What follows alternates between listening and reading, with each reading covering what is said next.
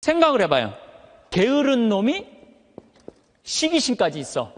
게으른데 남 욕이나 하고 앉아 있어. 매력이 있을 것 같아요, 없을 것 같아요? 매력이 없어요. 부지런한데 남 칭찬까지 할 줄 알아. 이 사람 매력 있어요, 없어요? 매력이 있어요. 매력이 있을 수밖에 없어요. 그런데 우리가 또 나쁜 건 판단하는 거야. 어떤 판단? 부정적인 판단이에요. 부정적인 판단. 예수님은 마태복음 7장 1절에 이런 말씀을 하세요. 남을 심판하지 마라. 그래야 너희도 심판받지 않는다. 이야, 내가 남을 심판하면은요, 하느님도 나를 심판을 해요. 근데 나이가 남을 심판하지 않으면 하느님께서 나를 심판하지 않아요. 아주 쉬운 거잖아요. 근데 왜 우리가 남을 심판을 하냔 말이에요.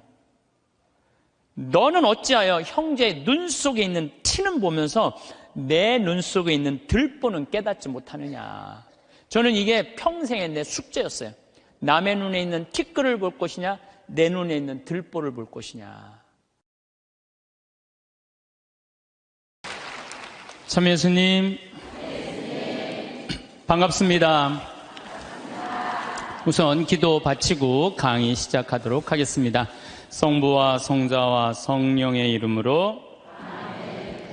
하느님 아버지, 작은 죄들이 모여서 큰 죄가 되듯이 우리 일상의 게으름이, 하느님께서 우리 인생이라는 달란트를 주셨는데 당신의 사랑스러운 아들, 딸들은 5달란트를 불려서 하느님께 드리기도 하고, 또 어떤 아들, 딸들은 2달란트를 불려서 당신에게 드리기도 하지만 1달란트를 그대로 땅에 묻어두고 자기의 재능을 개발하지도 않고 쓰지도 않고 묻어둔 게으른 종에게는 당신께서 엄히 꾸짖었듯이 저희들이 이 인생, 한 번밖에 없는 소중한 인생, 선물 받은 이 인생 하루하루를 알토란같이 금쪽같이 쓸 수 있는 지혜를 이 시간 함께하여 주소서.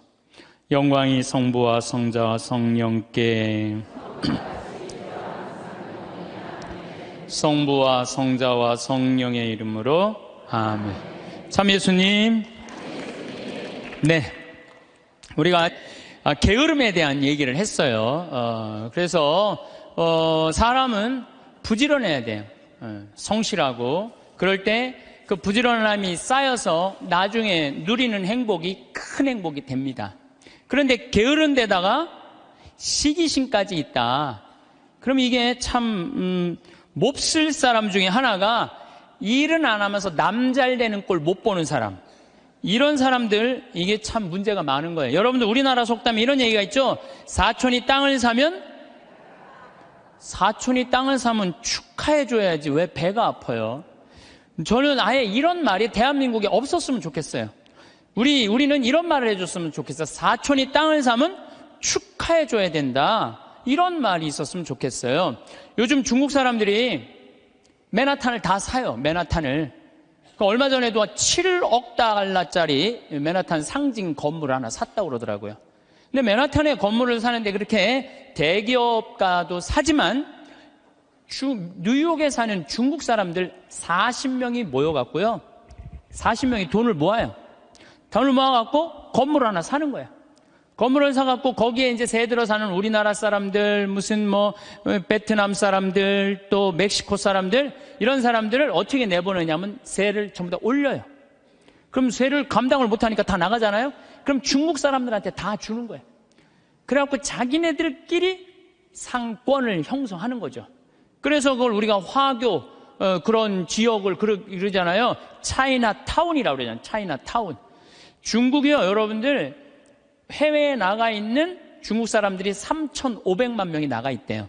그런데 이 사람들의 자본이 얼마냐면 2조 달러래. 2조 달러. 우리나라가 1년에 수출입 다 합쳐갖고 1조 달러예요. 자본이 2조 달러를 어떻게 하느냐면은 자기 본토에다가 다 투자하는 거야. 그러니까 나가 있는 중국 사람들이 본토에 투자하고 또 나가서 자기네들끼리 또 상권을 형성해갖고 돈을 모아갖고 건물을 사고, 자기네들끼리 뭉쳐서 사는 거예요. 말레이시아의, 인도네시아의 재정은 70%, 말레이시아도 마찬가지고 중국 사람들이 모든 상권을 다 줘요. 그런데 우리나라는 사촌이 땅을 사면 배가 아프다는 이 잘못된, 이런 나쁜 이 우리들의 속담이라고 그럴 수도 없고, 정말 이런 말은 없어야 돼요. 사촌이 땅을 사면 어떻게 해줘야 돼? 축하해줘야죠. 근데 우리는 남 잘 되는 꼴을 못 봐. 누가 좀 조금만 뜨면은 그 사람 그냥 깎아내리기가 바빠. 이래서는요, 이 세계 속에서요, 살아갈 수가 없어요. 개인으로도 불행하지만 국가적으로도 불행하다는 거예요. 중국 사람들보다 더 무서운 사람이 누구냐면 유대인이에요, 유대인. 유대인들은요, 얼마나 무시무시하냐면은, 폴란드에서 사는 유대인, 러시아에서 사는 유대인들이, 여기서는 도저히 못 살겠다. 미국으로 가야 되겠다. 미국에 딱 가면, 공항에 딱 내리면은요, 이민자 협회 회가 있어요. 그래갖고 그 사람을 아파트를 빌려주고 또 취직까지 다 시켜줘요. 그 사람이 일었을 때까지 잘해줘요.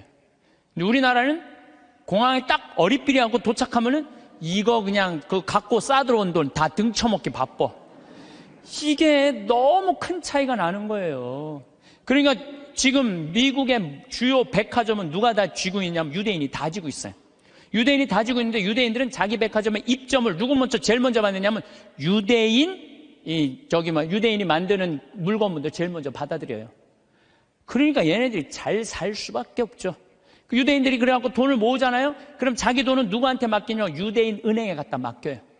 유대인 은행에 갖다 맡겨요. 무슨 소송이 나오면 누구한테 맡겨? 유대인 변호사한테 맡겨요. 아프잖아요. 누구한테 가요? 유대인 의사한테 가요.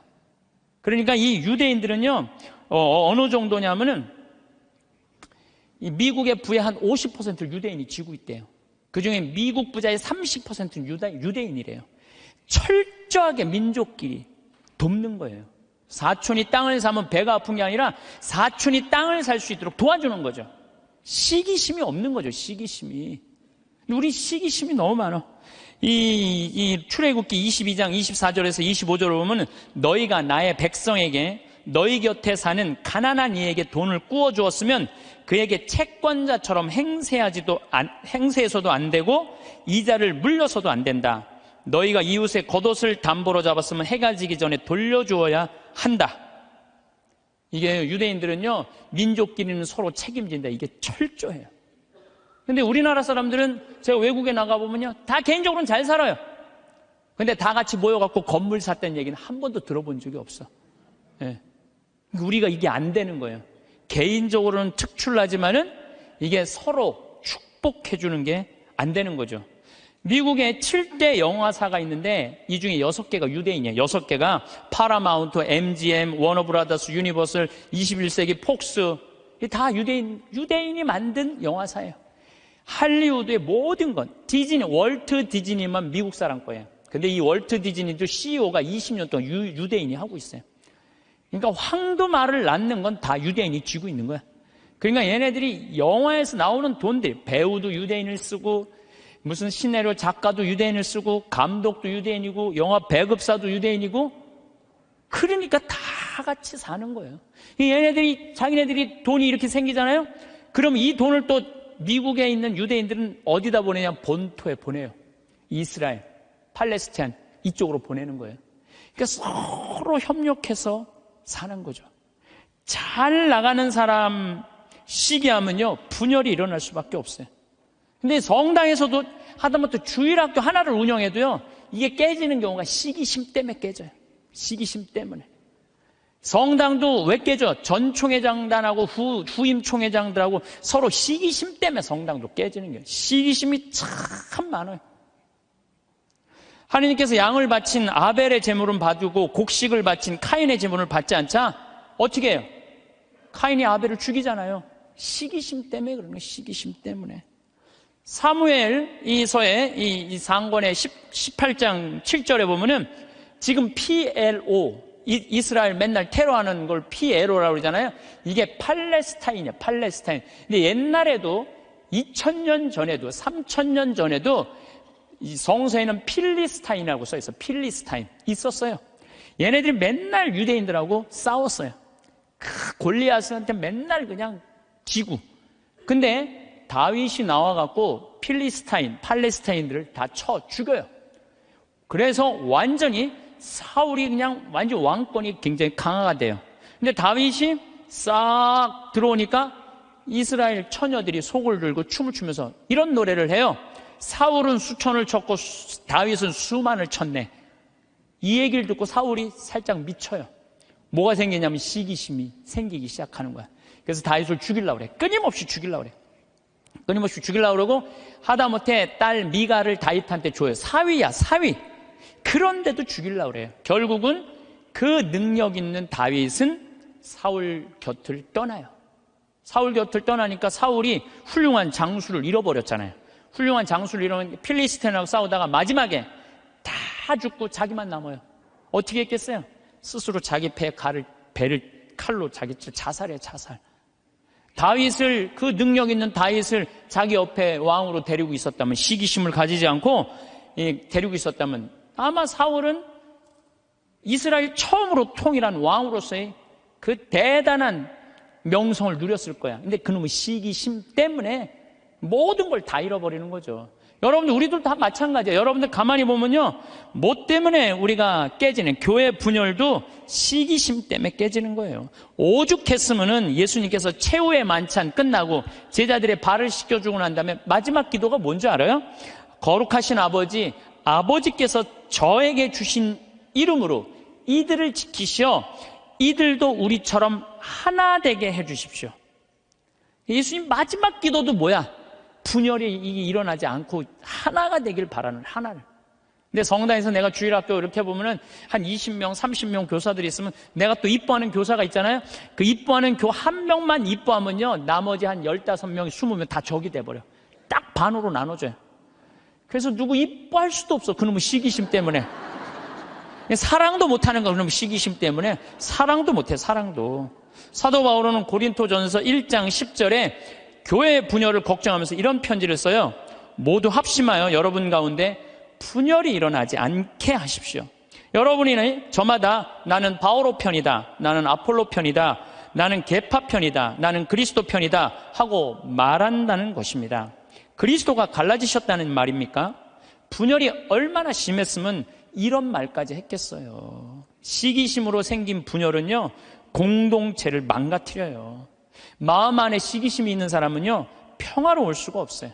뭐 여러분들 잘 알겠지만 이 영화 아마데우스의 모차르트하고 살리에르라고 그랬잖아. 살리에르가 너무 모차르트를 시기해갖고 마지막에 모차르트 막 계속 힘들게 작곡 이때까지 해야 된다 그러면서 그냥 거기에 그냥 막 모차르트가 막 해갖고 모차르트도 빨리 죽지만 살리에르도 결국은 정신분열로 정신병원에서 생을 마감을 해요.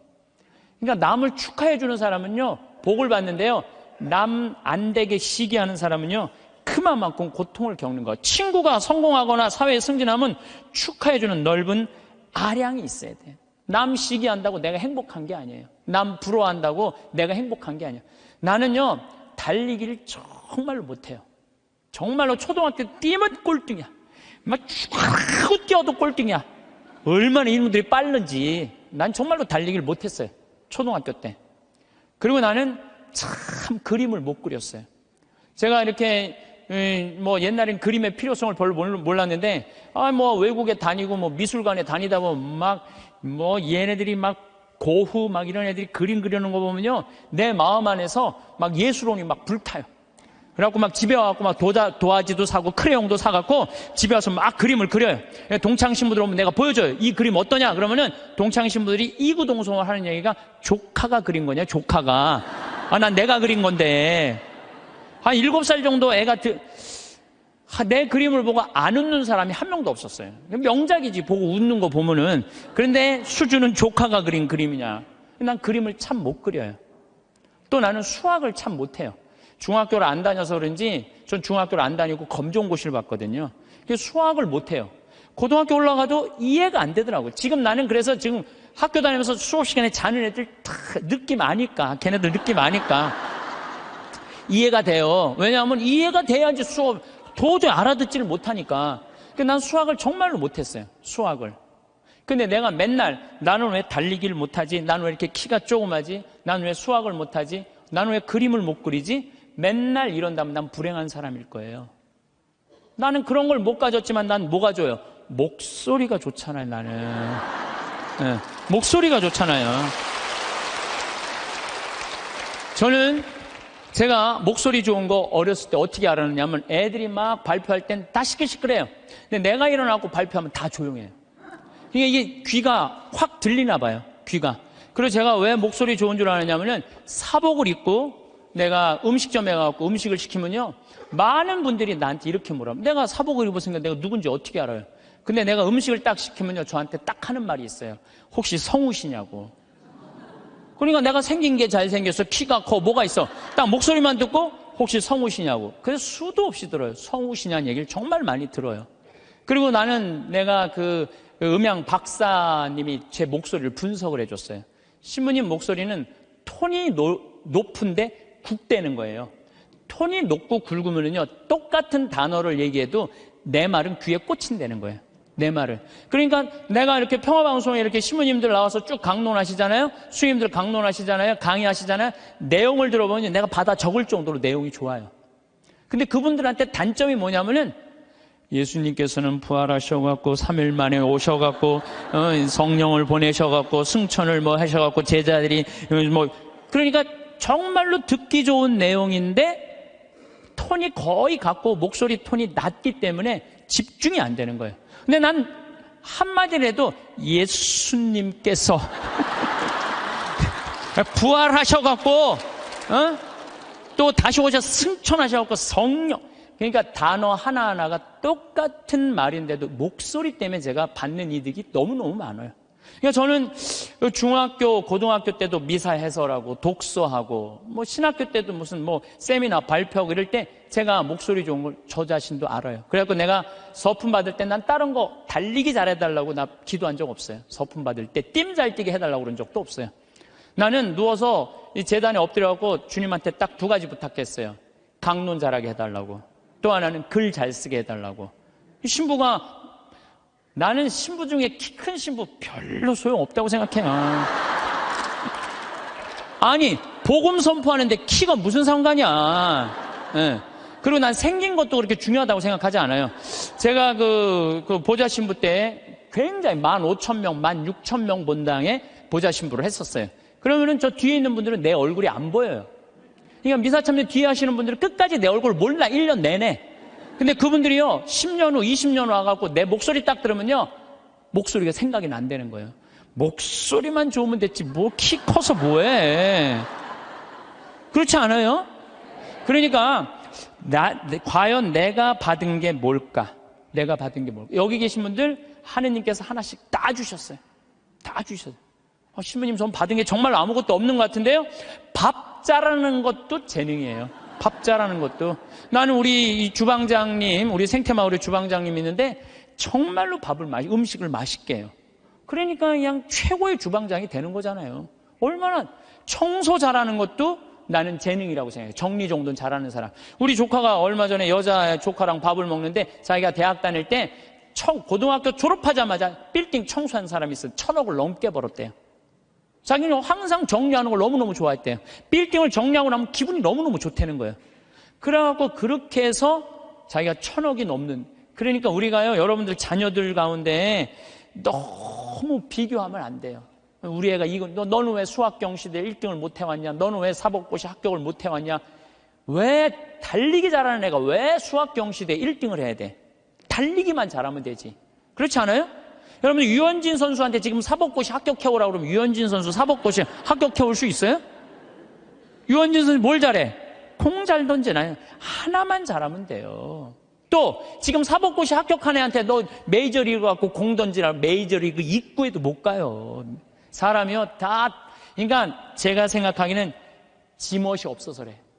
지 멋대로 살 줄 알아야 돼. 자기 생긴 대로 살 줄 알아야지. 그리고 거기다가 남을 축복해 줄 수 있는 마음을 가지고 있는 사람들은요, 진짜 행복한 사람이에요. 진짜 행복한 사람. 그래서 저는 제가 뭐 키도 안 크고 힘도 안 세고 몸도 조그맣고 뭐 이래도요, 나는 내가 받은 게 뭔지 너무너무 잘 알아요. 난 내가 받은 게 목소리라는 생각, 정말 하나님한테 감사해요. 난 어머니한테 정말 감사해요. 어머니, 나 이렇게 조그맣게 낳아줘서 목소리 좋게 낳아주셔서 너무너무 감사하다고. 이 목소리 하나만 가지고도 뭐 기업체 강의 다니죠, 뭐 무슨 정부기관 강의 다니죠, 뭐 별군데 다 강의 다녀. 하다 아침마당에까지 와서 강의해 다녀. 아침마당에까지 생각을 해봐요. 이 목소리라는 게 내가 받은 하느님의 최고의 은혜라는 거죠. 저는 가끔 의사 선생님들이 주식 투자하다가 쫄딱 망하고 마지막에 자살하는 분들 가끔 봐요. 의사가 되는 게 쉬운 일이에요. 정말로 어려운 일이에요. 그 공부하려면 얼마나 힘들어요. 그러면은 그렇게 7년, 6년 동안 뼈가 빠지게 의사 공부했으면 의사만 하면 되지.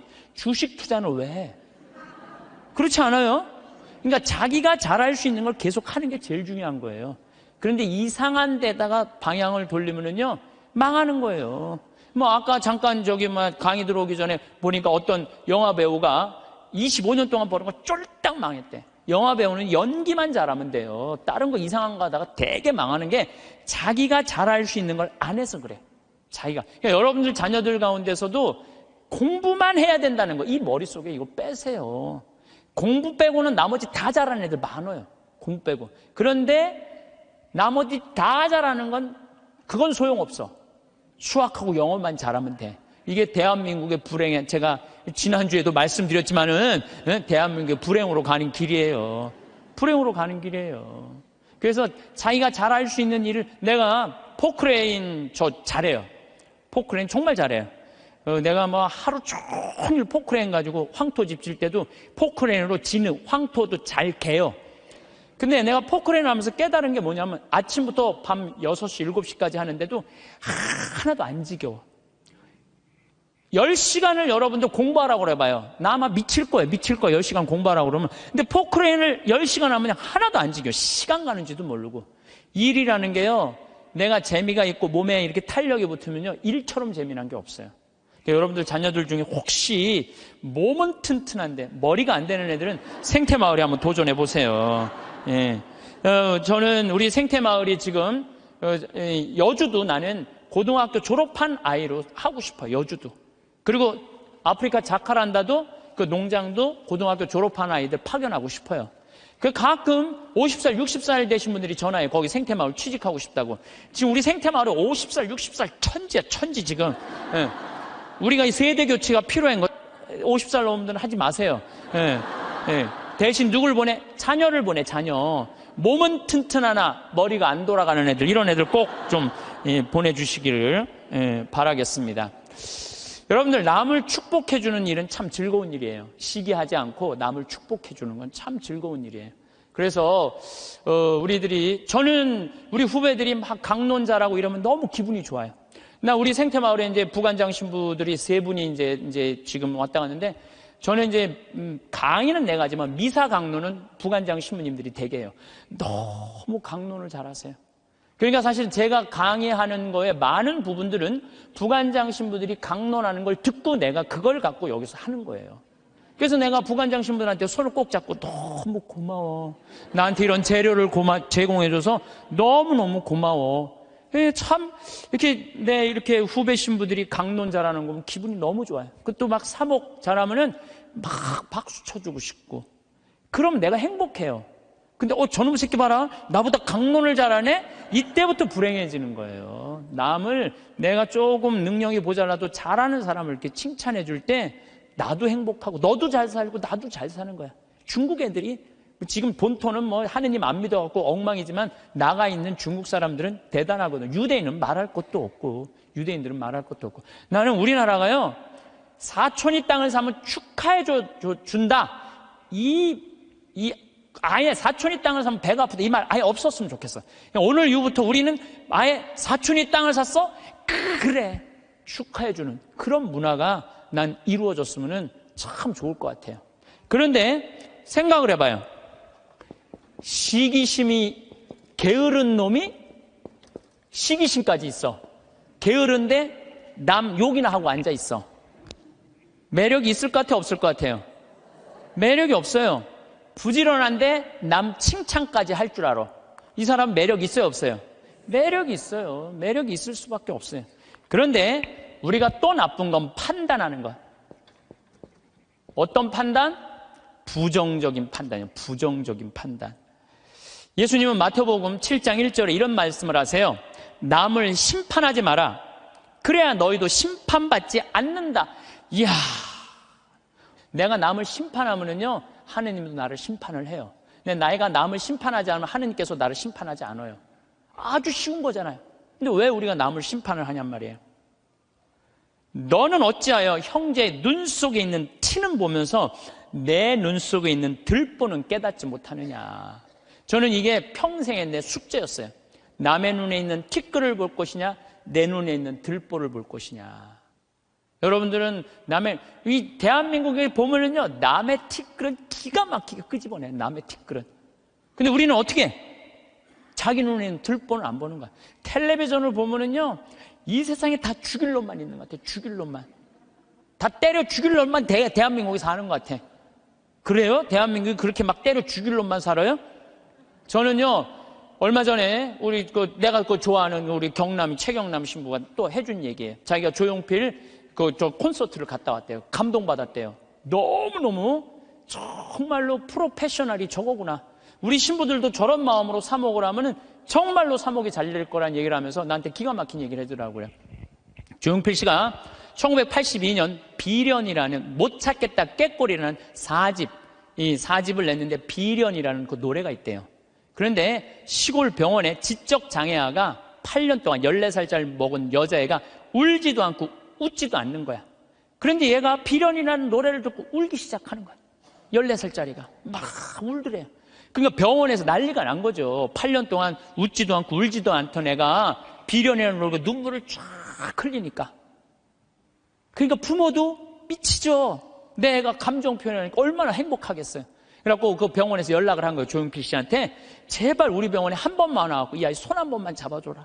손 잡아주고 노래까지 해주면 더할 나위 없지만 손이라도 잡아줘라. 했는데 그때 조용필 씨가 1982년 4집 못 찾겠다 꾀꼬리 할 때 캬바레에 가서 노래 한 곡 하면 3천만 원을 받았대요. 지금 돈으로. 근데 보통 하루에 3-4번씩 나갔대요. 그러니까 그 매니저가 무슨 소리냐, 지금 하루에 1억씩 버는 사람인데 그 시골까지 위약금 물 수 있느냐? 꿈도 꾸지 마라. 전화를 끊었대요. 근데 조용필 씨가 이렇게 바깥에서 듣는 무슨 얘기냐? 그랬더니 매니저가 아니 저기 뭐 어떤 지적장애 여자아이가 당신 비련이라는 노래를 듣고 막 눈물을 흘리다고 병원에 한번 초대를 한다는데 아니 이제 바빠 죽겠는데 거기를 어떻게 하느냐? 그랬더니 오늘 공연이 몇 개냐고 그랬더니 뭐 4개라고 그랬더니 그거 다 취소해라. 내 위약금 내가 물겠다. 가자 그 병원에 차 대라. 그랬더니 조용필 씨가 차를 타고 그 시골까지 쫙 간 거예요. 갔는데 얘를 딱 봤는데 얘가 뭐 조용필이 누군지 어떻게 알아요. 보고 가만히 있는 거야. 근데 조용필 씨가요 대단한 사람이 그 14살짜리 여자의 손을 잡고 비련이라는 노래를 부르는 거예요. 기도하는 사랑의 손길로 탁 이렇게 노래를 쫙 그냥 오빠 막 그러잖아요 여러분들. 그러니까 얘가 또 눈물을 쫙 흘리는 거야. 그러니까 그냥 이 병원이 감동이죠. 감동. 그리고 이 조용필 씨는 그걸 보고 갔어요. 부모님이 너무 감동받아서 우리가 조금이라도 사례를 할 테니까 통장 번호를 알려달라고 그랬더니 조용필 씨가 한 말이 전 정말 기가 막힌 말이에요. 나는 오늘 저 아이의 눈물을 통해서 이제까지 받은 모든 돈, 앞으로 받을 돈 모든 것보다 비싼 보상을 받았다. 그러니까 나한테 돈 보낼 생각하지 말아라. 탁 갔다는 거예요. 그게 1982년 얘기예요. 그래서 물론 내가 조용필 씨가 훌륭하다는 건 알았지만 그 다음에 내가 조용필 씨 뒷조사를 쫙 해봤어요. 뒷조사를 해봤더니 자기 부인이 세상을 떠났을 때도 23억인가 4억이나 되는 돈을요 다 어려운 사람을 위해서 다 기증하고 그 다음에 소아 백혈병 걸린 아이들 한 500명 수술비를 다 대주고 지금도 1년에 몇 억씩 어려운 아이들을 위해서 내놓는다는 거예요. 우리가 이 세상을 보면서 다 나쁜 놈들만 있는 게 아니에요. 우리가 참 훌륭한 사람들이 많아요. 요즘 저는 김장훈 씨, 독도 참 여러분들 이거 대단한 가수 하나가 대단한 일을 하는 거예요. 지금 독도 뭐 100억 모은다고 그러잖아요. 저도 이제 동참 꼭 하고 싶어요. 여러분들 일본 애들은요 자기네 나라에서 살고 싶지 않은 애들이에요. 2011년 3월 11일 후쿠시마 지진이 일어났지. 원자력 발전소, 원자탄 폭탄 터진 거예요. 그것 때문에 지금도 방사능 때문에 고생하고 있죠. 태풍이랑 태풍은 그냥 일본에 다 가서 지금 아직도 10월 30일인데 아직도 무슨 프란치스코 뭐 이거 태풍 다 살고 싶지 않은 거예요. 1905년에 일본 애들이 우리나라를 어떻게 돌아왔는지 독도는 우리 땅, 그리고 우리나라 먹은 거예요. 지금도 독도는 우리 땅이라고 자기네들 이번에 뭐 외교 홈페이지에 하잖아요. 한국 먹고 싶다는 거예요. 그러니까 대놓고 얘기하는 거예요. 대놓고. 근데 이 정치인도 기업인도 못하는 가수 한 사람이 얼마나 대단해요. 이 세상은요, 나쁜 놈만 있는 게 아니에요. 정말로 멋있는 사람들이 많아. 근데 우리는 어떤 판단을, 부정적인 판단하는 거예요. 그 부정적인 판단 때문에 잘못된 판단으로 이어지는 경우가 너무 많다는 거예요. 조조가 동탁을 죽이려고 그래요. 한 왕실을 자꾸 동탁이 쥐고 흔들으니까. 그러니까 조조가 죽이려고 그러다가 들켜요, 동탁한테. 왜냐하면 동탁이 무술이 너무 뛰어나거든요. 도망을 가기 시작해요. 진궁이랑 장수랑 막 도망을 가는데 동탁이 전국에다 방을 붙인 거예요. 조조 잡아오면 엄청난 벼슬과 상을 내리겠다고. 그러니까 조조는 마음 편안하게 쉬지를 못한 거죠. 산속으로 굶으려가면서 그냥 여기저기 피신을 하다가 아버지 조승 아버지 친구 여백사라는 집에 이제 숨어들기 시작해요. 근데 여백사가 이 조조를 너무 반갑게 맞아주는 거예요. 야, 너 그동안 고생했으니까 우리 집 와서 편안하게 쉬라고. 내가 방 따뜻하게 해줄 테니까 편안하게 쉬라고. 근데 우리 집에 음식을 준비할 테니까, 근데 문제는 우리 집에 술이 없다. 내가 고을에 가고 술을 받아올 테니 너는 쉬고 있어라. 그리고 이제 여백사는 이제 고을로 술 받으러 나간 거예요. 근데 이 의심 많은 조조는 혹시 고을에 가서 나 고발하러 간 거 아닌가 의심하기 시작해요. 의심을 막 하는데, 그러니까 이제 집을 염탐을 하는 거야. 근데 부엌문이 이렇게 닫혀져 있는데 부엌에서 칼 가는 소리가 들리는 거야. 칼 가는 소리가. 근데 집안 식구들이 이런 말을 하는 거예요. 큰 놈부터 잡을까 작은 놈부터 잡을까. 아니 조조는 조그매고 진궁은 컸거든요. 이것들 봐라. 여백사는 나를 고발하러 가고 저것들은 나를 죽이려고 그러네. 그래갖고 문을 박차고 들어가고 여백사의 식구 부인 자식 9명을 다 죽여요. 칼로 다 죽이고 혹시 어디 숨어있는 거 없나 하고 뒷곁문을 딱 열었는데 곁에 돼지가 큰 거하고 조금 거 2마리가 묶여져 있는 거야. 그러니까 이 식구들은 큰 돼지를 먼저 잡을까 작은 돼지를 먼저 잡을까 이렇게 말한 건데 조조는 어떻게 들은 거예요? 큰 놈을 먼저 잡을까 자기를 잡는 줄 알고 죽인 거죠. 자기의 잘못된 판단 때문에 그렇다는 거예요.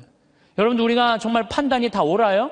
여러분들? 그래갖고 조조가 막 도망을 가요. 도망을 가는데 술을 받아서 기분 좋게 오는 조승을 길에서 여백사를 만나요. 그 자리에서 죽여요, 조조가. 왜? 한 번 잘못한 걸 덮기 위해서는 더 큰 거짓말을 하고 더 큰 잘못을 저지르는 거예요. 그래서 여기 계신 여러분들은 정말로 내 눈에 있는 뭘 봐야 돼? 들보를 볼 생각을 해요. 남의 눈에 있는 티끌 꺼낼 생각하지 말고. 나는 이 성서 예수님이 참 예수님 말씀마다 정말 묵상하면 정말 깜짝깜짝 놀랄 말씀 정말 많아요. 이게 소크라테스가 너 자신을 알라 그 얘기하고 똑같잖아요. 그렇죠? 그 다음에 공자의 제자 증자가 성인 1일 3성 1일 성인지도 1일 3성 오신 자기 일을 3번 반성하라고 그러잖아요. 그러니까 우리가요 신앙인들은요 남 잘못 캐내는 사람이 아니에요. 신앙인들은 누구 잘못 캐내는 사람이야? 내 잘못 캐내는 사람이야. 내 잘못을 캐내갖고 나를 똑바로 세우는 게 신앙이냐. 근데 자기 자신이 어떤지도 모르고 남만 특히 성당 다니면 활동하면은 자기 모습은 안 보이고 누구만 보여? 남만 보이잖아. 누구는 어쩌고 누구는 어쩌고 레디오 단장은 어떻고 꾸리아 단장은 어떻고 저건 어떻고 막 남욕만 디립다 하잖아요. 근데 남욕할 시간 있으면 누구 들여다봐? 자기 들여다. 부처님 제자 넷이서 장인들끼리 토론했어. 야 인생 살아가면서 제일 괴로운 게 뭐냐? 그랬더니 한 제자가 사랑이다 사랑. 얼마나 사랑 때문에 우리가 고통을 많이 겪어요. 우리가 이 세상을 살면서 남녀 문제 수도 없는 갈등의 원인이잖아요. 그랬더니 옆에 있던 제자가 아니다. 사랑보다 더 그런 건 배고픔이다. 그렇죠. 배고픔의 고통. 이거 정말 힘든 거죠. 오죽하면은 대학 교수가 그 돈 몇 푼 받아보겠다고 교수 자리까지 올라가기가 얼마나 힘들어. 그런데 부정 입학 그 몇백만 원 받아갖고 부정 입학하고 교수 자리 쩔러나가고 이게 배고픔의 고통 때문에 배고픔. 그냥 먹어도 배고픈 게 이게 인간의 욕심이에요. 인간의 욕심. 그랬더니 또 한 제자가 아니다. 그것보다 더 무서운 거 분노다. 분노. 화가 자기 화를 조절하지 못하는 거. 이건 저도 동의해요. 사실 저도 인생 살다 보면은 내가 쌓아온 게 한순간 무너지는 게 뭐냐면 분노 때문에 그래요. 분노. 그랬더니 또 한 제자가 아니다. 그거보다도 더 슬픈 건 죽음에 대한 공포다. 맞죠. 우리 인간이 모든. 그랬더니 그게 다 됐더니 부처님이 하시는 말씀이 아니다. 그것보다 더 슬프고 고통스러운 거는 자기 자신이 누구인지 모른 채 살다가 죽는 거다. 내가 어디서 와갖고 어디로 가는지, 내가 뭘 하는지, 내가 어떻게 살면서 행복한지 아무것도 모르고 그냥 쫓는 게 뭔지도 모르고 그러고 살다가 죽는 게, 저는 부처님 말씀에 저도 동의해요. 예수님, 남의 눈에 있는 티끌 볼 생각하지 말고 자기 눈에 있는 들뽑을 생각을 해라고. 그래서 여러분들 항상 우리가 판단을 할 때 부정적인 판단을 할 거냐 긍정적인 판단을 할 거냐, 이게 아주 중요해요. 근데 요즘 텔레비전을 보면은 여러분들 우리나라 텔레비전 뉴스 보면 한심해 안 한심해요? 한심하죠? 정치인들 정말로 내가 지난번에 생명을 살리는 말씀에도 얘기했지만 진짜 서로 말한 진짜 말한 지금까지도 한심해요. 조금만 정말로 한심해요. 그러니까 그냥 어떤 또 국회의원은 이놈의 나라를 그냥 뒤집어 엎어갖고 북한한테 그냥 줘버려야 된다, 이렇게 말하는 사람들도 있고. 근데 여러분들 우리나라가 그렇게 한심한 나라일까요? 저는요 5,000년 역사상, 우리나라가 5,000년 역사상 지금처럼 잘 먹고 잘 사는 적은 없어요. 5,000년 역사상. 고려시대 우리 원나라 조공 바쳤어요. 고려시대 때 원나라한테 조공만 바쳤어요? 왕자도 다 보냈어요. 왕자도 다 보냈어요. 조선시대는 명나라, 청나라 다 조공 바치고 다 왕자들 다 보내고 소현세자 이런 사람 다 가 있는 거 다. 그리고 그냥 청나라 끝나고 나니까 그 다음에 누구한테 나라 뺏겼어요? 일본한테 나라 뺏겼어요. 1,000년 이상을 통일 국가 다 나눠져서 싸우고, 지금도 나눠져 있지만 그렇게 우리나라 역사가 질곡의 역사를 갖고 있어요. 그런데 이 5,000년 역사상 지금처럼 우리나라가 강성했던 적은 없어요. 우리나라가 경제 규모가요 1조 달러야. 무역 규모가 세계 8위, 경제 규모는 세계 15위예요. 근데 일본은 6조 달러야, 무역 규모가. 중국이 8조 달러, 미국이 14조 달러야. 그러니까 우리가 사실은 참 우리나라도 피곤한 나라야. 양쪽에 너무 센 놈들이 있는 거예요. 중국하고 일본하고. 근데 중국하고 일본이 경제 규모가, 일본이 6조 달러, 중국이 8조 달러예요. 우린 1조 달러밖에 안 돼. 근데 그전에는 1조 달러도 안 됐어. 그러니까 참 조공 바치고 살았던 거죠. 그런데도 또 전 세계에서 일본 놈하고 중국 놈 무시하는 것도 대한민국 사람밖에 없어요, 또. 근데 제 생각엔 그래요. 제 생각에는 그래도 5,000년 역사를 보면 지금처럼 우리가 잘 살고 잘 먹고 잘 사는 적이 없어요. 여러분들, 우리나라 차 잘 만들어요. 차 잘 만들어요. 제가 지난 9월 달에 미국 뉴욕의 자살방지협회에 가서 강의를 갔다 왔는데, 초청한 회장님이 차를 이번에 싹 바꿨대요. 워낙 돈이 많은 분이라 에쿠스, 볼보, BMW, 렉서스 5대를 다 바꿨대요. 근데 그 중에 제일 마음에 드는 게 에쿠스래요. 나한테 정말 그런 말을 하면서 한국이 차 브랜드가 떨어져서 그렇지 한국 차 잘 만든다고. 그것도 40년 만에. 남들은 100년, 120년 됐는데 40년 만에 이렇게 쫓아온 것에 대해서 자기는 에쿠스를 타고 다니면서 너무너무 자랑스럽다는 거예요. 그런데 대한민국 차를 누가 제일 무시하느냐? 대한민국 놈들이 제일 무시해요. 이게 부정적인 시각으로 바라보는 거, 부정적. 텔레비전 잘 만들고 그렇잖아요. 또 휴대폰 잘 만들고. 제가 이 휴대폰도 아이폰 막 나오고 난리 칠 때 제가 그랬어요. 앞으로 내가 우리나라 휴대폰을 봐서는 전 세계 시장 1위를 할 거다. 제가 4, 5년 전에 내가 방송 때도 얘기했어요. 지금 1위 하잖아요. 정말로 잘 만들어요. 에어컨 잘 만들고 냉장고 잘 만들고. 그러면은 좀 긍정적으로 봐야 될 거 아니야. 긍정적으로. 근데 막 온 세상에 떠도는 얘기는 곧 망할 것 같은 얘기를 아니 오죽하면 요즘 달러 떨어져 갖고 지금 주식을 40일인가 50일째 우리나라 주식만 산대잖아요. 우리나라만 우리를 무시하는 거예요. 이러면 안 된다는 거예요, 여러분들. 제가 개인적인 판단도 문제가 있지만은 국가 전체의 분위기도 부정적인 생각. 누가 잘 되길 바라? 나라가 잘 되길. 그러니까 여러분들은 우리나라가 긍정적인 마음으로 정말 나라가 융성할 수 있는 그런 마음으로 나라가 잘 되길 바라야 되는데, 우리는 입만 열면 조금 있으면 망해야 된다고, 조금 있으면 망해야 된다고 이렇게 말하면은요, 그래서 그게 개인적으로나 국가적이나 사회적이나 부정적인 눈으로 세상을 보면 안 돼요. 우리 생태마을에 주창덕 씨라고 북에서 넘어온 탈북자가 한 명이 일을 하고 있어요. 근데 이분이 진짜 그 함경북도에서 살다가 지금 55인가 이쯤 나이가 됐는데, 북의 얘기를 들어주면요, 우리 직원들은요 다 뒤로 넘어가는 일이 너무너무 많아요. 이 사람들은요 쌀 구경한 적 없대요. 밀가루도 구경한 적 없대요. 제가 제일 놀라운 건 뭐냐면은, 북한 사람들 밀가루 먹고 사는 줄 알았더니 밀가루는 1년에 2번 나온대요. 2번. 그리고 강냉이 죽만 먹고 산대요. 그럼 밀가루를 가지고 수제비를 만들어 먹으면 그게 얼마나 고소한지 모른대요. 그건 뭐 농약을 쳐야지 뭐 맛이 이상할 거 아니야. 농약 칠 돈이 있어야지 농약을 칠 거 아니에요. 농약, 그러니까 안전뱅이 아마 밀보리로 아마 하는 것 같아요. 그 수제비 먹으면 그렇게 맛있다는 거예요. 근데 그 1년에 딱 2번 먹는다는 거. 나머지는 전부 강냉이 죽을 먹는다. 나머지는 전부. 그런데 우리 이제 생태마을에서 이제 가지튀김을 하면은, 우리는 가지튀김만 밀가루 살짝 묻혀갖고 튀기잖아요. 그래갖고 그걸 나가면요, 그 가지를 들고 주방에 들어가요. 그 탈북자가. 그 주방장한테 따져요. 밀가루 요것밖에 왜 안 묻히느냐고. 내가 밀가루 먹고 싶어서 북에서 넘어왔는데 왜 밀가루를 요거 조금밖에 안 묻히느냐고. 슬픈 얘기예요. 슬픈 얘기예요. 북한은요 수도 없이 굶어주고, 내가 지금 북한 이야기라는 책을 읽고 있는데 거기서 하는 얘기가 그거예요. 95년, 96년, 97년에 죽을 때 북한 사람 그때 제일 많이 굶어 죽었거든요. 그나마 농장에서 일하는 사람 먹고 살았대요. 탄광에서 일하는 사람 다 죽었대요. 근데 굶어 죽으면요 다 새카매 갖고 죽는데요, 못 먹을 때. 근데 자기가 식당에서 일을 하는데 탄광촌에 배정을 받아서 하는데 한 10명이 새카매 갖고 다 쭈그리고 앉아있더래요. 저 사람들은 왜 일도 안 하고 쭈그리고 앉아있는지, 왜 이렇게 새카마냐 그러니까 다 굶어 죽어 있는 거라고. 지금 10몇 명이 그대로 앉아서 그 자리에서.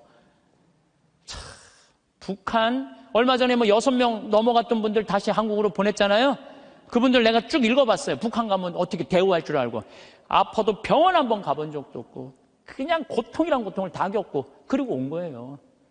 그러니까 나는 북한 무슨 김일성 주체사상 찬양 이해가 안 가요. 물론 내가 제일 화가 나는 건 하느님을 믿을 수 없다는 나라, 그런 나라에 대해서 제일 가슴이 아프고 슬프지만은, 그런데 무슨 북한을 찬양을 하고 그래요. 국민들은 다 굶어 죽어 하는데, 에?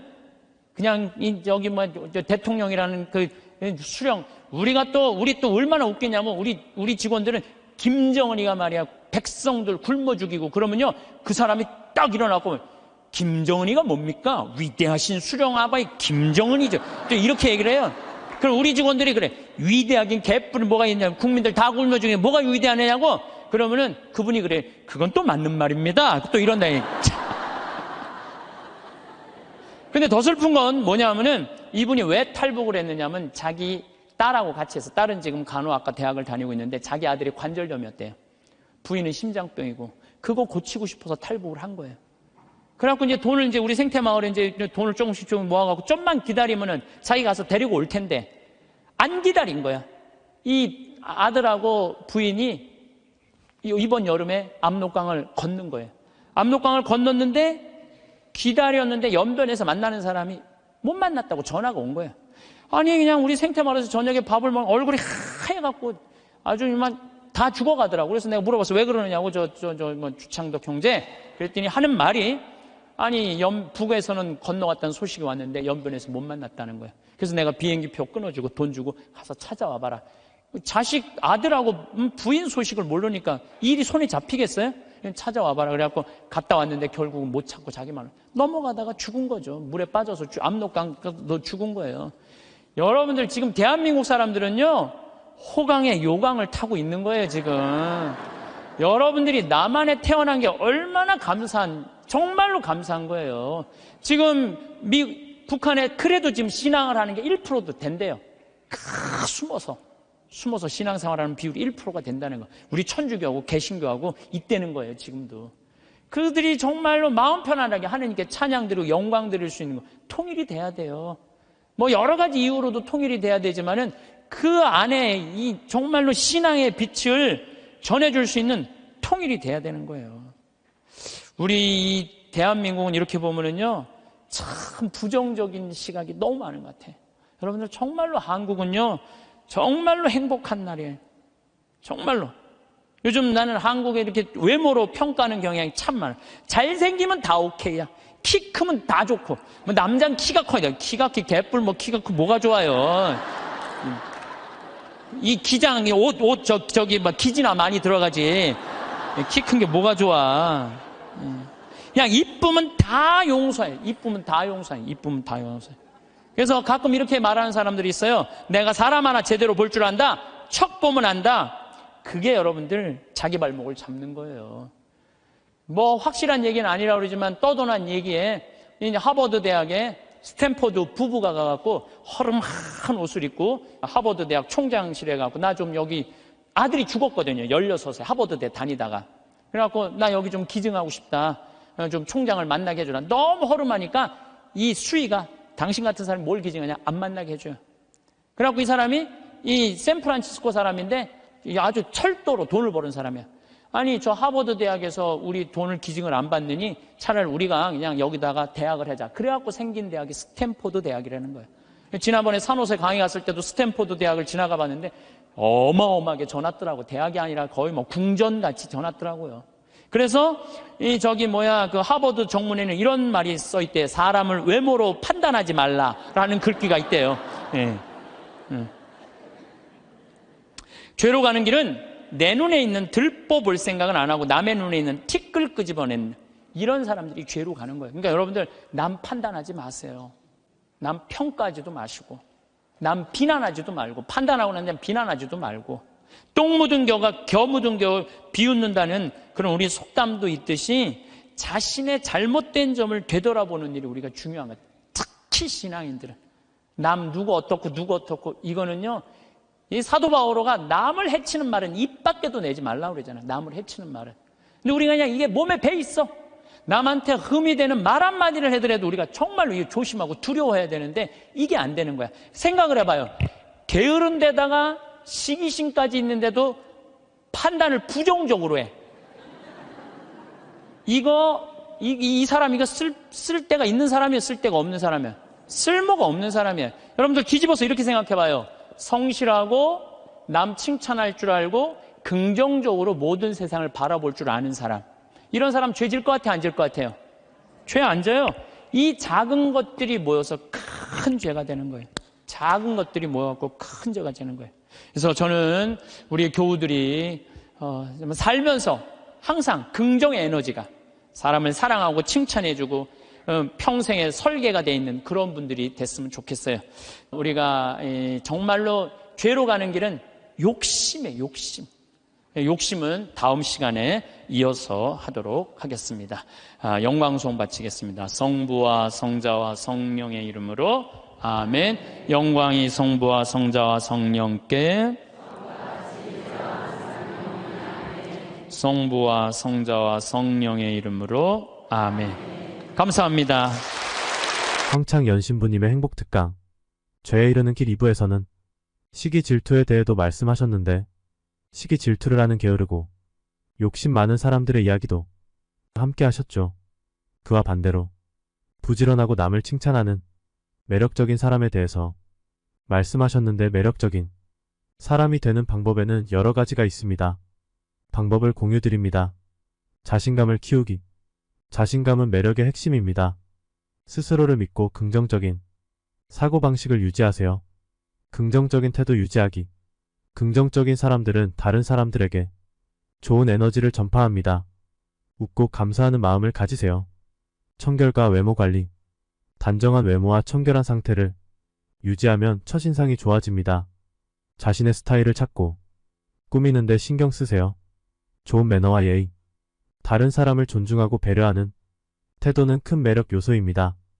예의를 지키고 상대방을 잘 대우하세요. 경청하기. 다른 사람의 이야기를 잘 듣고 공감하는 태도는 상대방에게 호감을 줍니다. 대화 중에 눈을 맞추고 적극적으로 반응하세요. 유머 감각. 적절한 유머는 분위기를 좋게 만들고 사람들을 즐겁게 합니다. 상황에 맞게 웃음을 유도해보세요. 지적 호기심과 배움의 자세. 다양한 지식을 쌓고 끊임없이 배우려는 자세를 가지세요. 이는 대화의 깊이를 더해줍니다. 취미와 열정. 자신만의 취미와 열정을 가지면 더욱 매력적입니다.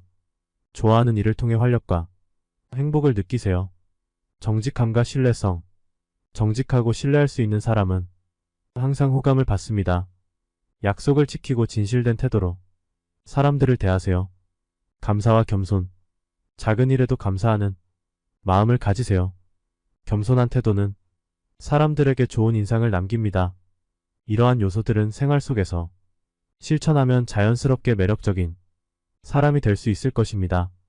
중요한 것은 꾸준한 노력과 진정성입니다.